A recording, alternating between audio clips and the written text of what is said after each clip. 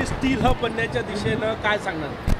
आज अतिशय आनंदाची गोष्ट आहे की आषाढी एकादशीच्या गडचिरोली स्टील हब बनण्याच्या दिशेनं काय सांगणार? आज अतिशय आनंदाची गोष्ट आहे की आषाढी एकादशीच्या पवित्र दिवशी गडचिरोलीमध्ये या ठिकाणी सुरजागड इस्पात या स्टील प्रकल्पाचं इंटिग्रेटेड स्टील प्रकल्पाचं भूमिपूजन आम्ही केलेलं आहे। जवळपास 10,000 कोटीची इन्व्हेस्टमेंट या ठिकाणी होते आहे आणि ज्यावेळेस हा पूर्ण होईल त्यावेळेस या ठिकाणी 8 मिलियन टन एवढं प्रोडक्शन या प्रकल्पातनं होईल। यापूर्वी लॉयड्सचं या ठिकाणी जे काही काम झालेलं आहे त्यातनं 4 मिलियन टन एवढं त्या ठिकाणी प्रोडक्शन होणार आहे। एकूण 12 मिलियन टनचं प्रोडक्शन जर आपण बघितलं तर हळूहळू इथे जी काही सगळी इन्व्हेस्टमेंट येते आहे त्याचा आपण एकत्रित विचार केला तर देशाच्या 30% स्टील फिनिश स्टील हे गडचिरोलीत तयार होईल अशा प्रकारचं इन्व्हेस्टमेंट आता या ठिकाणी आलेलं आहे।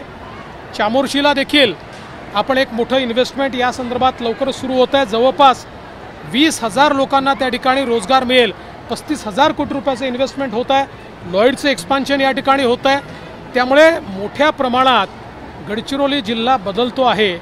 आम्ही जी घोषणा केली होती की गडचिरोली जिल्हा हा राज्याचा शेवटचा जिल्हा नसेल तर तो राज्यातला पहिला जिल्हा असेल, राज्याची सुरुवात तिथनं होते हे लोकांना आम्हाला दाखवून द्यायचं आहे आणि ते काम या ठिकाणी होतं आहे। मी विशेषत्वाने या ठिकाणी आमच्या राजांचं अतिशय मनापासून अभिनंदन करेन की ते मंत्री तर आहेतच पण त्यांनी या भागामधले ते राजे आहेत, त्यांनी आपली जमीन या प्रकल्पाकरता त्या ठिकाणी देऊ केली आणि त्यामुळे लवकर जमीन मिळाल्यामुळे प्रकल्पाचं भूमिपूजन हे या ठिकाणी झालेलं आहे आणि म्हणून त्यांचं देखील मी अभिनंदन करतो। तुम्ही एक अट टाकली की स्थानिकांना 80% स्थानिकांना नोकरी द्यायला पाहिजे, हा एक महत्त्वाचा मुद्दा। दुसरा ठाकूरदेव तिथे उत्खनन होईल असा भ्रम पसरवला जातो, त्याच्याबद्दल काय सांगणार? बघा, आमचं एक तत्त्व पक्कं आहे की गडचिरोलीमधलं जल, जमीन आणि जंगल जे आमच्या आदिवासींनी संरक्षित ठेवलेलं आहे त्याला कुठलाही धोका आम्हाला उत्पन्न करायचा नाही। कोणाच्याही जमिनी कवडीमोल भावाने घ्यायच्या नाहीत। आराध्य दैवत ठाकूरदेवांचं जे काही त्या ठिकाणी स्थान आहे त्या स्थानाला धोका होईल अशा प्रकारे कुठे मायनिंग आम्ही करूच देणार नाही आहे, त्याच्या आसपासही आम्ही करू देणार नाही आहे। त्यामुळे हे जे काही भ्रम फैलवले जात आहेत हे चुकीचे आहेत।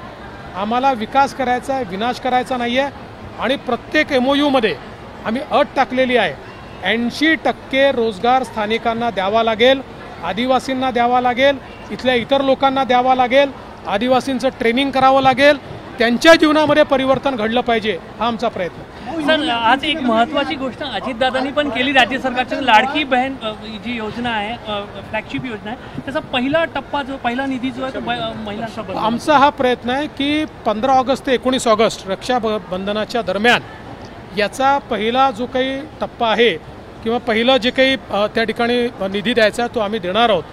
आणि हा जरी आम्ही देणार असलो तरी आम्ही आधीच घोषणा केली आहे की 31 ऑगस्टपर्यंत ज्यांचे फॉर्म येतील त्यांचे फॉर्म जुलैमध्ये आले असंच समजून त्यांनाही त्याच्या पुढच्या महिन्यामध्ये जुलै आणि ऑगस्टचे पैसे आम्ही देणार आहोत। त्यामुळे नुकसान कोणाचंच होणार नाही। आता जुलै ऑगस्टचे 2 महिन्याचे पैसे 2 महिन्याचे मिळणार। ABP माझा, उघडा डोळे बघा नीट।